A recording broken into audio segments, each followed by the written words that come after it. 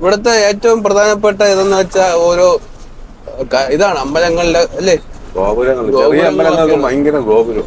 മണി എന്നൊക്കെ വെച്ചാ അല്ലേ. നമ്മുടെ നാട്ടിലാണ് അമ്പലങ്ങൾക്ക് അങ്ങനെ ഗോപുരങ്ങൾ, ഇത്രയും വലിയ ഗോപുരങ്ങളൊന്നും അങ്ങനെ ഇല്ലാത്തത്. ഇവിടെ ചെറിയ അമ്പലങ്ങൾക്കും ഉസലാംപെട്ടി എത്തുന്ന അവിടെ ഒരു അമ്പലം കണ്ടില്ലായിരുന്നു, ഒരു ശിവന്റെ ശൂലമൊക്കെ വെച്ചിട്ടാ. അത് ഒരു ചെറിയ അമ്പലം, പക്ഷെ ഭയങ്കര വലിയൊരു ഗോപുരമാണ്. ഇന്നിപ്പോ രാജപാളയാവുന്ന. ഇനിയിപ്പോ രാജപാളത്തിൽ നിന്ന് നേരെ പുള്ളിയൻകുടി, അങ്ങനെ ചെങ്കോട്ട കഴിഞ്ഞ് തെമ്മലേന്ന് നേരെ കുളത്തൂപ്പുഴയിൽ നിന്ന് മടത്തറയിൽ നിന്ന് പിന്നെ നേരെ പോണം.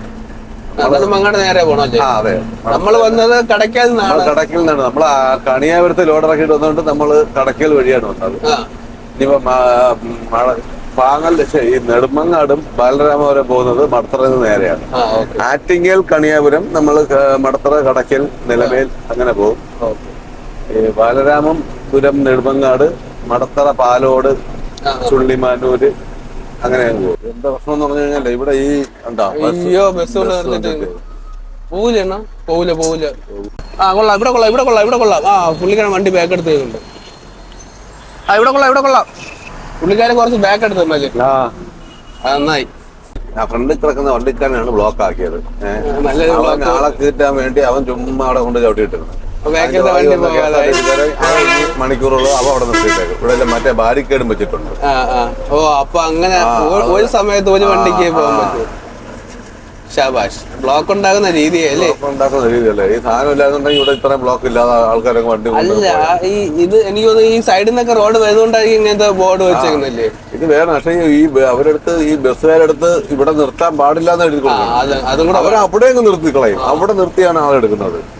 അതാണ് വിഷയങ്ങളാണ് എല്ലാത്തിനും. ഇത് ഹൈവേ ആണോ?